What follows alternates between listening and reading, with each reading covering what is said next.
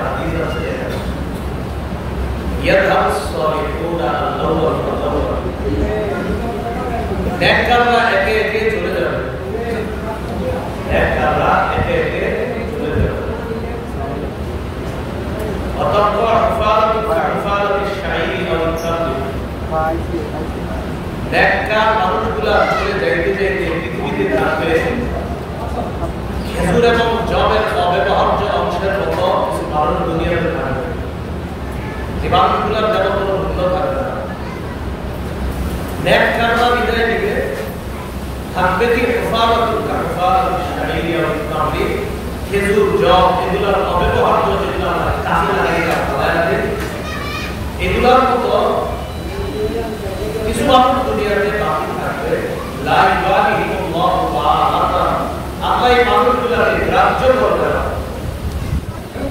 আল্লাহ এই বাড়িগুলোকে গ্রাহ্য করবেন। এজন্য নেককার মানুষগুলো একে একে চলে যাবে। বর্তমান পৃথিবীতে যে নেককার মানুষরা এখনো বেঁচে আছে, উলামায়ে কেরাম, হক্কানি পীর মাশায়েখ বুজুর্গ যারা বেঁচে আছে, তারা দুনিয়াতে থাকতে যত বেশি পাওয়া যায় তাদের উপকৃত বেশি থেকে বেশি উপকৃত হওয়ার তৌফিক দান করুন। আমিন। সহিহ বুখারীর বর্ণনা 100 নম্বর হাদিস। রাসূলুল্লাহ সাল্লাল্লাহু আলাইহি ওয়াসাল্লাম বলেন, ইন্নাল্লাহা লা ইয়াকবিজুল ইলমা ইনতিজাআ ইয়ারতাজি'ু মিনাল ইবাদ। আল্লাহ রাব্বুল আলামিন ইলম দুনিয়া থেকে একবারে ছিনিয়ে নিবেন না। কারো অন্তর থেকে, কারো হৃদয় থেকে ইলম আল্লাহ ছিনিয়ে নিবেন এমনটা হবে না, যে এইভাবে টান দিয়ে নিয়ে যাবে এমনটা হবে না। ওয়ালাকিন ইয়াকবিজুল ইলমা বিকবজিল উলামা। আলেমদেরকে উঠিয়ে নেওয়ার মাধ্যমে ইলম আল্লাহ উঠিয়ে নেবেন। কিসিবা ইলম আল্লাহ সরাসরি উঠিয়ে নেবে এমন না, বিদ্যা আল্লাহ সরাসরি উঠিয়ে নেবে কোরআন হাদিসের এমন না। আলেমদেরকে উঠিয়ে নেওয়ার মাধ্যমে কোরআন হাদিসের বিদ্যা আল্লাহ উঠিয়ে নেবে। তাই দুনিয়াতে আলেমরা থাকতে এই যে প্রতি শুক্রবার নামাজের ওয়াজ হয়, বছরে একবার মাহফিল হয়, কিন্তু প্রতি সপ্তাহে বিভিন্ন জায়গায় আলোচনা হয়। এই আলোচনাগুলো থেকে যত বেশি পাওয়া যায় উপকৃত হওয়ার চেষ্টা করা আল্লাহ তৌফিক দান করুন। ইমাম আবু হানিফা রাহমাতুল্লাহ আলাইহি নাম শুনছেন? ওনার একজন উস্তাদ নাম হাম্মাদ ইবনে আবি সুলাইমান। এই হাম্মাদ ইবনে আবি সুলাইমানের বোনের নাম আতিকা। এই আতিকা রাহিমাহুল্লাহ তিনি বর্ণনা করেন, একটা কিতাব আছে তাবাকাতুল মুহাদ্দিসিন বিআসবাহান। এই কিতাবের 1 নম্বর খণ্ড 330 নম্বর পৃষ্ঠা এবং আবু হানিফা রাহমাতুল্লাহ আলাইহি সম্পর্কে ব্যাপারটা আলোচনা হচ্ছে। আর যেটা বলেন কানা কুরআন বিবাইতিনা, নোমান আমাদের ঘরের সামনে যে দরজা, বিবাইতিনা ঘরের সামনে যে দরজা, এই দরজার মধ্যে নোমান ইবনে সাবিত ইমাম আবু হানিফা সেখানে বসে থাকতেন। আমার ভাই হাম্মাদ ইবনে আবি সুলাইমান তিনি হলেন ইমাম আবু হানিফার উস্তাদ ছিলেন। তো ইমাম আবু হানিফা রাহমাতুল্লাহি আলাইহি কি ছিল না এর বদলত হবে যে ওয়াজ করব এই দোষ আসলে দেব দরকার নেই। এই আপনারা চাপা থেকে উড়াউড়ি করবেন না। বসেন বসেন সবাই বসে আছেন।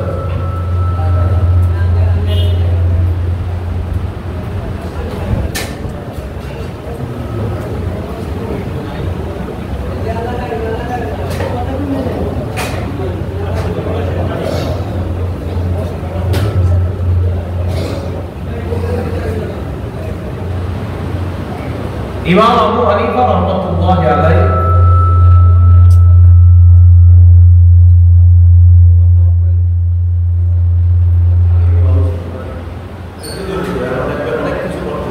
সময় মাত্র কিছু এটা করবে, ওটা করবে, এই হবে, সেই হবে, বয়ানের গুরুত্বপূর্ণ প্রত্যেকটা কথা স্বীকার করতে যদি এদিক সেদিক তারা কিছু শিখতে পারবে না, নামাজ ছাড়তে পারবে, কিন্তু কিছু শিখতে পারবেন চুপচাপ শুনে, শুধু শুধু এদিক সেদিক হচ্ছে না, যার যার জায়গায় বলে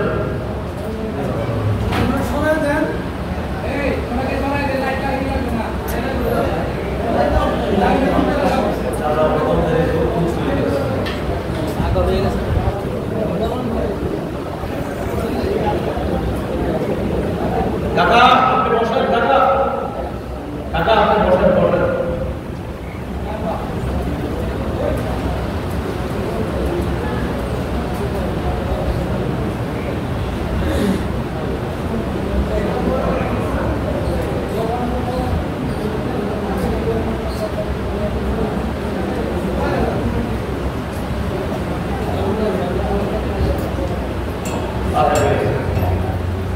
ইমাম আবু হানিফা রাহমাতুল্লাহ আলাইহি সম্পর্কে হাম্মাদ ইবনে আবি সুলাইমান তার বোন আতিকা তিনি বর্ণনা করেন, কানা নোমান ইবনে সাবিত বিবাবি বাইতিনা সুন্নানা ওয়া ইয়াশরি লাবানানা ওয়া ফাদলানা। ইমাম আবু হানিফা রাহমাতুল্লাহি আলাইহি আমার ভাই হাম্মাদ ইবনে আবি সুলাইমানের ছাত্র ছিলেন। তিনি আমার ভাইয়ের কাছাকাছি এত বেশি থাকতেন, আমাদের ঘরের দরজায় বসে থাকতেন তিনি, আমাদের তুলা ধরতেন, তুলা বাজার সদায় লাগলে বাজার থেকে সবজি দুধ ইত্যাদি আনতেন। ফাকানা ইদা জাআ আর-রাজুলু ইয়াসআলুহু, যখন কেউ আসতো, আসার পর ইমাম আবু হানিফাকে মাসালা জিজ্ঞাসা করতেন। ইমাম আবু হানিফা জিজ্ঞাসা করতেন, কি বিষয়ে জানতে চাও? তো বলতেন, এই বিষয়ে জানতে চাই। তো তিনি জবাব দিতেন, আল জওয়াবু কাযা, এটার জবাব হলো এটা। জবাব দেওয়ার পর তিনি বলতেন, আলা রিজকি, তুমি এখানে একটু অপেক্ষা করো, আমি একটু আসতেছি। ঘরের ভিতর উস্তাদের কাছে যাইতেন, জবাব দাও। হাম্মাদ ইবনে আবি সুলাইমানকে বলতেন, উস্তাদ, এক ব্যক্তি আমার কাছে আসছে, আসার পর সালানি কাযা, আমাকে ওই বিষয়ে জিজ্ঞাসা করেছে, ফাজাবতুহু কাযা, আমি তাকে এই জবাব দিয়েছি। ফামাযা তাকুলু আনতা, আপনি কি বলেন এই মাসালা? তখন হাম্মাদ ইবনে আবি সুলাইমান জবাব দিতেন, হাদাসুনা বিকাযা ওয়া ক্বালা আসহাবুনা কাযা ওয়া ক্বালা ইব্রাহিম কাযা। আমাদের শায়খগণ হাদিসের আলোকে আমাদেরকে এই মাসালা কিভাবে বলেছেন। আমাদের সাথী বর্গ যারা আছে তারা এই মাসালা এইভাবে বলেছেন। ইব্রাহিম আন-নাখঈ এই মাসালা এইভাবে বলেছেন যে আমার উস্তাদ হাম্মাদ তিনি ক্বালা হাম্মাদুন কাযা, আমি নুমান ইবনে সামিদ আবু হানিফা তোমাকে যে মাসালা বলেছি, তো বলার পর বললাম অপেক্ষা করো, আমার উস্তাদের কাছেও আমি জেনে এসেছি আমার উস্তাদ হাম্মাদও এমনটি বলেছেন। সুবহানাল্লাহ। এইভাবে ইমাম আবু হানিফা রাহমাতুল্লাহ আলাইহি উস্তাদের কাছে এত বেশি সময় দিতেন। ইলম উঠিয়ে নেওয়ার আগে যারা আমাদের মাঝে উলামায়ে কেরাম কাজ করে, স্থানীয় আলেম যারা, তাদেরকে খুব মূল্যায়ন করবেন, তাদের কাছ থেকে জ্ঞান নেওয়ার চেষ্টা করবেন। আল্লাহ তৌফিক দান। আমিন। ইমাম আবু হানিফা রাহমাতুল্লাহ আলাইহি সম্পর্কে আরেকটা ঘটনা আসছে, জামিউল বায়ানিল ইলমি ওয়া ফাদলিহি একটা কিতাব আছে। এই কিতাবের 1 নম্বর খণ্ড 555 নম্বর পৃষ্ঠা। ইমাম আবু হানিফাকে আয়েশা জানানো হলো, ফি মসজিদি কাযা হালকাতুন ইয়াতানাযালুনা ফিল ফিকহ, ওই মসজিদে একদল মানুষ ফিকহ সম্পর্কে আলোচনা করে। ফিকহ বলেন তো কি হয়? ফিকহ বলা হয় কোরআন হাদিসের সার নির্যাসকে বলা হয় ফিকহ, বা ফিকহ সম্পর্কে আলোচনা করতেছে। ইমাম আবু হানিফা বললেন, আল্লাহু রাসূল, তাদের কি কোনো মাথা আছে? মাথা ধরার উদ্দেশ্য হলো তাদের কি কোনো উস্তাদ আছে? তো বললেন, না, উস্তাদ নাই, উস্তাদ ছাড়াই তারা মসজিদের মধ্যে ফিকহ সম্পর্কে আলোচনা করতেছে।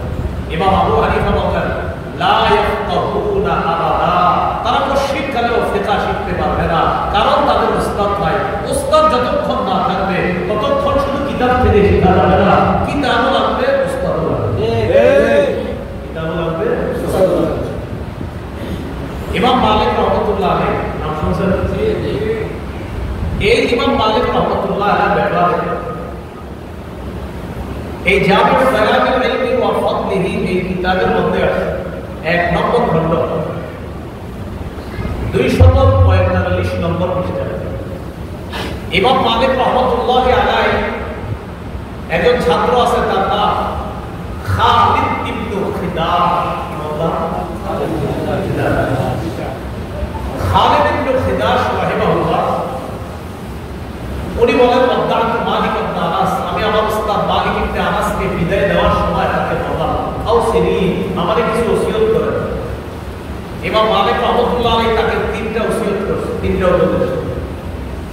1 নাম্বার, আলাইকা বিতাকওয়াল্লাহ ফিস সিররি ওয়াল আলানিয়া, গোপনে প্রকাশ্যে সদা সর্বদা আল্লাহকে ভয় করো।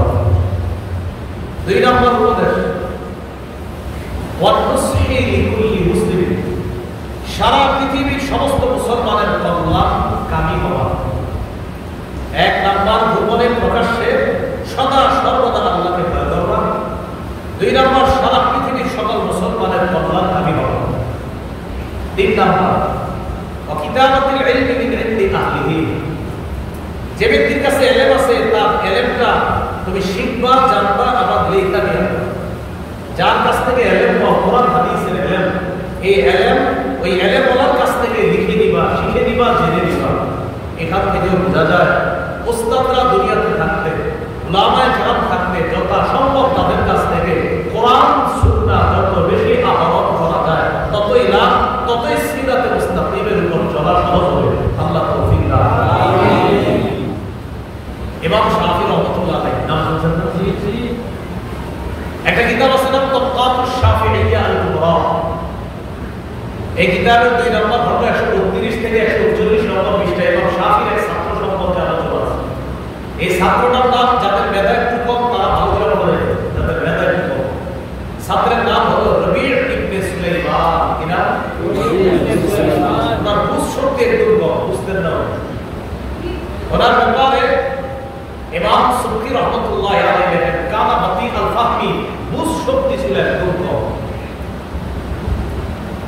হাত্তা কাল্লামা আলাইহি শাফি মাসআলাতান ওয়াহিদাতান 40 মাররা। ইমাম শাফি তাকে একটা মাসআলা 40 বার বুঝাইছে। 40 বার হালাবিয়া কম বুঝাইছে, 40 বার বুঝানোর পরেও বুঝে না। ফাকামা মিনাল মাজলিসি হায়াআন, লজ্জায় উঠে গেছে ক্লাস থেকে। হুজুর আমরা একটু বুঝাইতে চাই, বুঝি না, পরে লজ্জায় উঠে গেছে। ফাদাআ শাফি ফিল খালওয়া, ইমাম শাফি তাকে নির্জনে আবার ডাকছে। ক্লাস শেষ হওয়ার পরে আবার ডাকছে। ডাকার পর কান্না আলাই আবার বোঝানো শুরু করছে।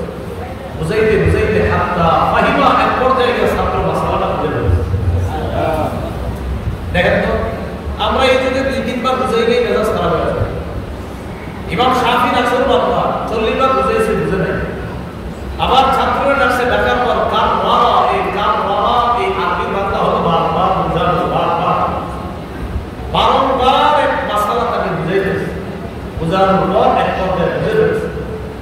এই রবি ইবনে সুলাইমানকে আল্লাহ এত কবুল করছে, ইমাম শাফির ছাত্রদের মধ্যে যারা নির্ভরযোগ্য বর্ণনাকারী, আল্লাহ এক সময় এই রবি ইবনে সুলাইমান যার মেধা শক্তি কম ছিল, নির্ভরযোগ্য বর্ণনাকারীদের অন্তর্ভুক্ত আল্লাহ তাকে বানায়। কেন হইল এটা? ইমাম শাফি বলেন, মা খাতাবানি আহাদুন কত্তু মা খাতাবানি রবি। রবি আমার এত খেদমত করছে, দুনিয়াতে এত খেদমত আমার আর কেউ করে নাই, সারাক্ষণ আমার আশেপাশে থাকে। রবি ইবনে সুলাইমানকে ইমাম শাফি একদিন বলেন, মা আহাব্বাকা ইলাইয়া, ও রবি তোমার আমার এত ভালো লাগে কেন? তোমার ভালো লাগা, তোমার ভালোবাসাটা কোন জিনিস তোমার প্রতি এত মায়া, এত মহব্বত আমার অন্তরে তৈরি করে দিল? আমি শাফি একজন ওস্তাদ ছাত্রদের বলতেছেন, মা কোন জিনিস আহাব্বাকা ইলাইয়া, তোমার আমার কাছে এত প্রিয় করে তুললো, তোমার আমার এত ভালো লাগে কেন রবি? ওয়াল্লাহি লাউ আকানানি আন উতইমাকা ইলমা লাআমতুকা, আল্লাহর কসম, এলেম যদি খাওয়ায়া দেওয়া যেত, বিদ্যা যদি খাওয়ায়া দেওয়া যেত, আল্লাহর কসম আমি তোমাদের বিদ্যা খাওয়ায়া দেব। বলছিলাম উলামায়ে কেরাম থাকতে তাদের কাছ থেকে কোরআন সুন্নাহ শিখে নেন। প্রতি জুমার বয়ানগুলোর গুরুত্ব দিবেন। উলামায়ে কেরামের সাপ্তাহিক মজলিসগুলো হয় আশেপাশে, এগুলোর গুরুত্ব দিবেন। আপনারা চিন্তা করেন মাহফিল না হলে যাবেন না, এনে কি যাবেন না? মাহফিল তো আপনার বছরে একবার হয়, সপ্তাহে সপ্তাহে বিভিন্ন মসজিদে আয়োজন হয়, ইসলামী মজলিস নামে। এই মসজিদগুলোতে অবশ্যই অংশগ্রহণ করবেন। বিভিন্ন এলাকায় মাসিক ইজতেমা হয় বিভিন্ন ভাবে। কিশোরগঞ্জের আশেপাশে আমার জানা মাওলানা মুফতি মোহাম্মদ আলী সাহেব সহ আরো অনেকে কাজ করে, আধ্যাত্মিক লাইনে কাজ করে। তারা এই মজলিসগুলোতে অংশগ্রহণ করার চেষ্টা করা, আল্লাহ তৌফিক দান। কি বলছিলাম? ওস্তাদ থাকতে তাদেরকে কদর করা, তাদের কাছ থেকে এলেম আহরণ করার চেষ্টা করা, আল্লাহ তৌফিক দান। রাসূলুল্লাহ সাল্লাল্লাহু আলাইহি ওয়াসাল্লামের সাহাবী আবু উমামা রাদিয়াল্লাহু তাআলা আনহু বর্ণনা, তিনি বলেন, মুসনাদ আহমদ 2 নম্বর খণ্ড 5 নম্বর খণ্ড 266 নম্বর পৃষ্ঠা, এই জায়গায় একটা হাদিস আছে। আল্লাহ রাসূল সাল্লাল্লাহু আলাইহি ওয়াসাল্লাম বলেন, খুযুল ইলমা ক্বাবলা আন ইয়াযহাবা, এ সাহাবায়ে কেরামের দল, এলেম চলে যাওয়ার আগে তোমরা এলেম গ্রহণ করো।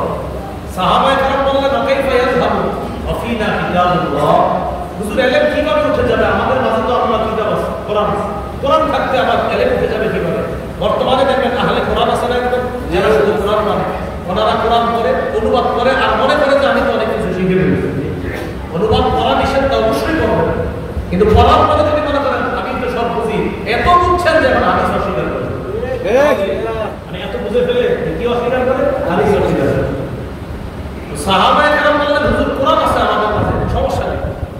নবীজি বললেন আলাম তাকলিত তাওরাত ওয়াল ইনজিল ফি বনি ইসরাঈল ফালাম ইউগনি আনহুম শাইআ। বনি ইসরাঈলের মাঝেও তো তাওরাত ইনজিল ছিল, কই তাওরাত ইনজিল থাকার পরেও তো তারা পথভ্রষ্ট হইল। বনি ইসরাঈলের মাঝে তাওরাত ছিল, ইনজিল ছিল, তারা কেন পথভ্রষ্ট হইল? নবী বুঝাইতে চায় শুধু কিতাব থাকা যথেষ্ট না, কিতাবের বাহক যারা তারা থাকা যথেষ্ট, তারাও থাকতে হবে। শেষের দিকে আল্লাহ রাসূল বললেন মনে রাখবা ইন্না যাহাবাল ইলমি যাহাবুল উলামা, ইন্না যাহাবাল ইলমি আইয়াযহাবা হামালাতুহু, ইন্না যাহাবাল ইলমি আইয়াযহাবা হামালাতুহু। নবী বলেন ইলম চলে যাওয়া মানে ইলমের বাহকগণ চলে যাওয়া, ইলমের ধারকগণ চলে যাওয়া, এটার অর্থ হলো ইলম চলে যাওয়া। তাওরাত ইনজিল ছিল, কিন্তু ধারকগণ চলে যাওয়ার কারণে তাওরাত ইনজিল থাকার পরেও তারা পথভ্রষ্ট হয়েছে। কোরআন তোমাদের জন্য শুধু যথেষ্ট, এতটুকু যদি তোমরা বলো এটা হবে না, বরং কোরআনের ধারক বাহক যারা তারাও থাকতে হবে। কোরআন তোমরাও পড়বা, সেখান থেকে যেটা না বুঝবা এই ধারক বাহকদের থেকে সেটা শিখতে হবে। তুমি কি বুঝাইতে চাইলেন ও সাহাবীরা, শুধু কিতাব থাকা যথেষ্ট নয়, কিতাবের বাহকগুলো থাকতে হবে, ধারকগণ থাকতে হবে। কিতাবের যেই জায়গাগুলো বুঝে আসবে না সেটা ওই ধারকদের থেকে বুঝে নিতে হবে। এই জন্য দেখবেন অনেকে কোরআন পড়তেছে ওইরা কি করে এখন তিনি হাদিস মানেন। আমি কিন্তু একবার বলি কোরআন পড়বেন, অনুবাদ করবেন, হাদিস পড়বেন, অনুবাদ করবেন, কিন্তু যেখানে বুঝবেন না আলেমদের কাছে যাওয়া বলবেন আমি বুঝি নেই। কথাগুলো কি বুঝার সুষমা? তাহলে কিতাবও লাগবে, বাহকও লাগবে, কিতাবও লাগবে, ধারকও লাগবে। যারা কিতাবের ধারক, নবী বলতেছেন ধারকরা চলে যাওয়ার আগে ইলম গ্রহণ করো, ইলম হাসিল করো। আল্লাহ তৌফিক দান করুন। আমিন। সুনানে দারিমি হাদিসের কিতাব 251 নম্বর হাদিস। আবু দারদা রাদিয়াল্লাহু তাআলা আনহু বলেন মালি আরা উলামাআকুম ইয়াযহাবুনা ওয়া যুহালাকুম লা ইয়াতাআল্লামুনা। আমার কি হলো, আমি তো দেখতেছি তোমাদের মধ্যে আলেমগণ বিদায় নিতেছে আর তোমাদের অজ্ঞরা কিছুই শিখতেছে না। আবু দারদা রাদিয়াল্লাহু তাআলা আনহু বলেন আমার কি হলো, আমি দেখতেছি আলেমগণ বিদায় নেয়, অজ্ঞগণ শিখে না। আবু দারদা বলেন ইন্না রাফআল ইলমি যাহাবুল উলামা, ইন্না রাফআল ইলমি যাহাবুল উলামা ওয়া ফি রিওয়ায়াতিন রাফউল উলামা। ইলম উঠিয়ে নেওয়া মানে আলেমদেরকে উঠিয়ে নেওয়া। তো আবু দারদা বলেন মনে রাখবা যে ইলম উঠিয়ে নেওয়ার অর্থ কি, বা আলেমদেরকে আল্লাহ উঠায় দিবে, তো এর সাথে ইলমের বিশাল একটা খাজানা চলে যাবে। হাফিজি হুজুর চলে গেছে, শাইখুল হাদিস মুফতি আমিনী তারা চলে গেছে। আর এখন আমরা কি মনে করি যে আমরা তো পণ্ডিত কম না, আমি কি কম বুঝি না। রাসূল বলছে একজন আলেম যাবে মানে তার সাথে ইলমের একটা খাজানা চলে যাবে, এটাই সত্য কথা। আমার আপনার বুঝ সঠিক না, রাসূলের কথাই বলি। আপনার মনে হবে যে আমরা তো অনেক বুঝি, রাসূল বলছে না, আলেম চলে যাবে, ইলম চলে যাবে। এইজন্য এটা নিশ্চিত থাকবেন যে আমাদের দেশের আলেম এত বেশি চলে যাচ্ছে, ইলমও চলে যাচ্ছে, এটা নিশ্চিত। আপনি এটা মনে করার কোনো সুযোগ নেই আমি কি কম পারি না। রাসূল বলছে আলেম না যাবে, ইলম চলে যাবে। কারণ রাসূল এখন আসি যদ্দুর আছে দুর মধ্যে আছে এটি বলতে হবে, কিন্তু খাজানা চলে যাচ্ছে, ভান্ডার চলে যাচ্ছে। তাহলে কি শিখলাম? উলামায়ে কেরামগণ থাকতে তাদের থেকে ইলম হাসিল করা। আল্লাহ তৌফিক দান করুন। আমিন। কোন আয়াত শুরু করছি মনে আছে? সূরা জারিয়াতের 56 নম্বর আয়াত। বলছিলাম এখান থেকে আমরা কিছু শিখবো আজকে ইনশাআল্লাহ। এই আয়াতে আল্লাহ বলছে জিন ইনসানকে বানাইছে ইবাদতের জন্য। ইবাদত সম্পর্কে আপনাদের সামনে আমি সংক্ষেপে 5টা কথা বলবো। 1, ইবাদতের আবিধানিক পারিভাষিক অর্থ। 2, ইবাদত কোরআনে মৌলিকভাবে কি পাওয়া যায়। 3, হাদিসে ইবাদত সম্পর্কে কি আছে। 4, উপকারিতা লাভের দিক থেকে ইবাদতের প্রকার। 5, কয় মাধ্যমে আমরা ইবাদত করি। বাস এই 5টা কথা বলবো, আলোচনা শেষ হবে। আপনারা কি মনোযোগ দিয়ে শেখার নিয়ম এখন করে ফেলছেন ইনশাআল্লাহ? 1 নাম্বার ইবাদতের আবিধানিক পারিভাষিক অর্থ। শাইখুল ইসলাম ইবনে তাইমিয়া রাহিমাহুল্লাহর একটা কিতাব আছে নাম আল-উলুদিয়্যাহ। এই কিতাবের 33 নম্বর পৃষ্ঠায় ইবাদতের একটা সংজ্ঞা আছে। সেখানে তিনি লিখছেন আল ইবাদা আসলু মা'নাহু আত-তাদাল্লুল ওয়া আদ-দুল্ল। ইবাদত মানেই হলো বিনয় হওয়া। বলেন সবাই, ইবাদত মানে কি হওয়া? বিনয় হওয়া। এখন যদি আপনাদেরকে আগামী কাল বা পরশু কেউ জিজ্ঞাসা করে, ভাই বলো তো ইবাদতের মূল অর্থ কি বলবেন? এক বাক্যে বিনয় হওয়া। তাহলে আমি যদি আপনাদের কখনো দেখা হয় কোথাও, যদি বলে এই ইবাদতের অর্থ যে আপনাদের এলাকায় বাস করছি, বলেন তো এক বাক্যে কি বলে দিবেন? বিনয় হওয়া। ইবাদতের মূল অর্থ বিনয় হওয়া। একটা কিতাব আছে নাম আল ইবাদাতুল ইসলাম। এই কিতাবের 28 নম্বর পৃষ্ঠা আছে ইবাদতের অর্থ। এই কিতাবের 28 নম্বর পৃষ্ঠা আছে আল ইবাদা, ইবাদতের অর্থ হলো কুল্লু খুদু'ইন লাইসা ফাওকাহু খুদু'। ইবাদত মানে হলো এমন বিনয় যেই বিনয়ের উপর আর বিনয় হতে পারে না, এটা কি ইবাদত বলা হয়। এমন বিনয় যেই বিনয়ের উপর আর বিনয় হতে পারে না, এটা কি ইবাদত বলা হয়। অর্থাৎ আমি আল্লাহর সামনে এতটাই নত হতে হবে যে এর চেয়ে নত আর হতে হওয়া যায় না, এটা কি বলা হয়? কি বলেন তো? আল ইবাদাতুল ইসলাম নামক কিতাবের 30 নম্বর পৃষ্ঠা আছে। আল ইবাদা হিয়া তাআতু মা'a গায়াতিল খুজু'। চূড়ান্ত বিনয়ের সাথে আল্লাহর আনুগত্য করার নামই ইবাদত। এই অর্থটা সবাই মনে রাখবেন। বাকিগুলা মনে রাখলে ভালো, না রাখলে সমস্যা নেই। আল্লাহ রাখার তৌফিক দান করুন। আমিন। এইবার বলেন সবাই আমার সাথে, চূড়ান্ত বিনয়ের সাথে আল্লাহর আনুগত্য করা। এইবার মনে করেন আবার দেখা হবে আপনাদের সাথে, যদি জিজ্ঞাসা করি ইবাদতের আসল অর্থটা বলেন, কি বলবেন? বিনয়ের সাথে। তাহলে বলেন তো সবাই, ইবাদতের আসল অর্থ কি? এখন আজকে এসব নামাজে দাঁড়ায় চিন্তা করে যে আমি কি আসলে চূড়ান্ত বিনয় প্রকাশ করতেছি কিনা। ফজরের নামাজে দেখবেন যে আমি আসলে চূড়ান্ত বিনয়ী হচ্ছি কিনা আল্লাহর সামনে।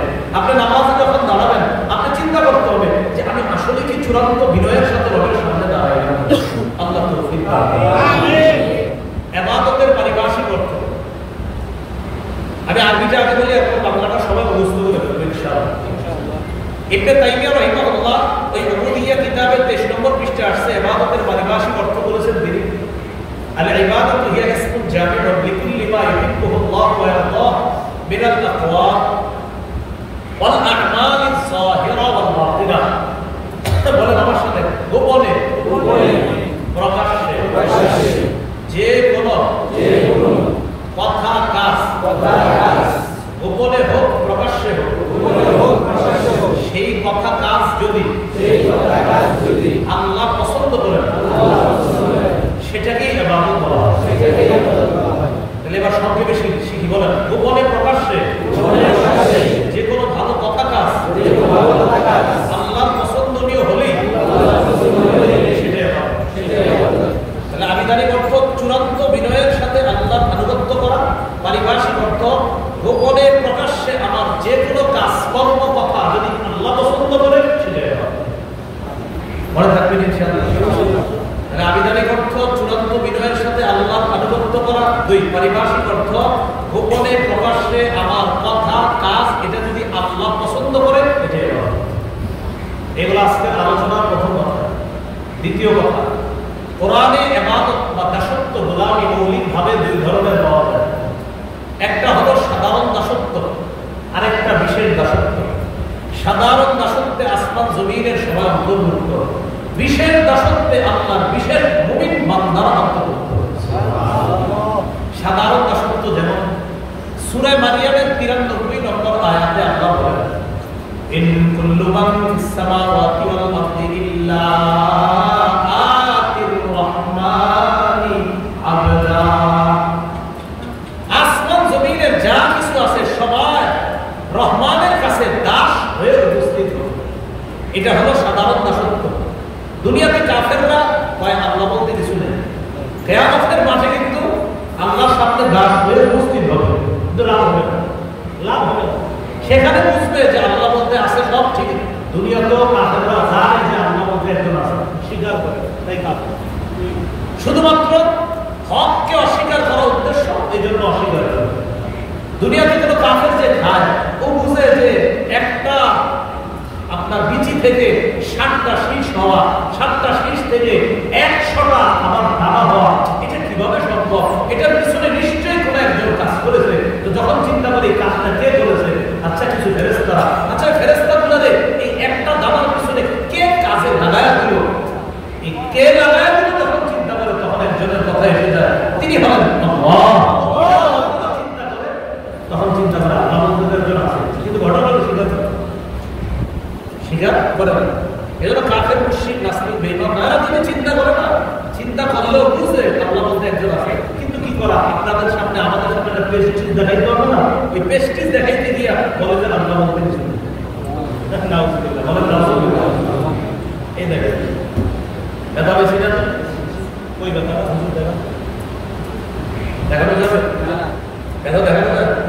নাস্তিক যারা তারা বলে আল্লাহ দেখে না, তাই বিশ্বাস করে না। তো আমার ব্যথাটাই তো আমি দেখি না, কেমনি বিশ্বাস করবো? এই জন্য যারা আল্লাহ বিশ্বাস করে না, একটা ধাক্কা দেবে না। বড় ধাক্কা দিলে বলবেন কোথায়, বলবে যে এখানে ধাক্কাটা দেখা, তাই না? ধাক্কা কি দেখা না, বলবেন আল্লাহ ধাক্কা বিশ্বাস করেন না, আপনি বলবেন আমি আল্লাহকে দেখি না বিশ্বাস। তোমার শরীরে হাজার হাজার জিনিস আছে যা দেখো না বিশ্বাস করো, ওই হাজার হাজার অদেখা জিনিস তিনি বানাইছেন, সে রবকেও না দেখে বিশ্বাস। শরীরে হাজার জ্বর উঠছে, ওঠার পর হাত দিছে গরম, এই জন্য জ্বর। কেন গরম হলে জ্বর হয়ে পড়ে কি দিয়েছে? বিশ্বাস করেন জ্বর হয়েছে, আবার ডিগ্রি হয় কত 103। 103 এটা কেমনে হলো? এটা ওইটা মেশিনে আসছে, মেশিনে যদি 103 জ্বরের ডিগ্রি আসতে পারে, কিয়ামতের ময়দানে আমল নামা আল্লাহ ওজন করবে, এটা কেন বিশ্বাস করেন? জ্বর এই যে গরমটা, এটা তো অনুভব করি, দেখা যায় বিচারে কত আসে 103 102, তখন কি করি ভাই বিশ্বাস করে 102। তুমি দুনিয়াতে জ্বর বিশ্বাস করে ফেললে 102, আবার রব আপনি ওজন করলে সেটা কেন বিশ্বাস করবে? এটা হাজারো জিনিস আছে দলিল, এই সমস্ত দলিল যখন দেবেন তখন বলে কি এটা কি আমার বিশ্বাস করা? আপনিও বলবেন দুনিয়াতে আমরা দেখি না কিন্তু বিশ্বাস করি। কিন্তু মনে রাখবা তোমরা জান্নাতে যাবা, আর আমরা ইনশাআল্লাহ জান্নাতে যাব, সেখানে রবকে সরাসরি দেখব ইনশাআল্লাহ। মনে থাকবে ইনশাআল্লাহ। তাহলে দাসত্ব দুই প্রকার, একটা সাধারণ আর একটা বিশেষ। সাধারণ দাসত্বে আসমান জমিনের সবাই সামিল, বিশেষ দাসত্বে আল্লাহ শুধু বিশেষ মুমিন বান্দারা। সুবহানাল্লাহ।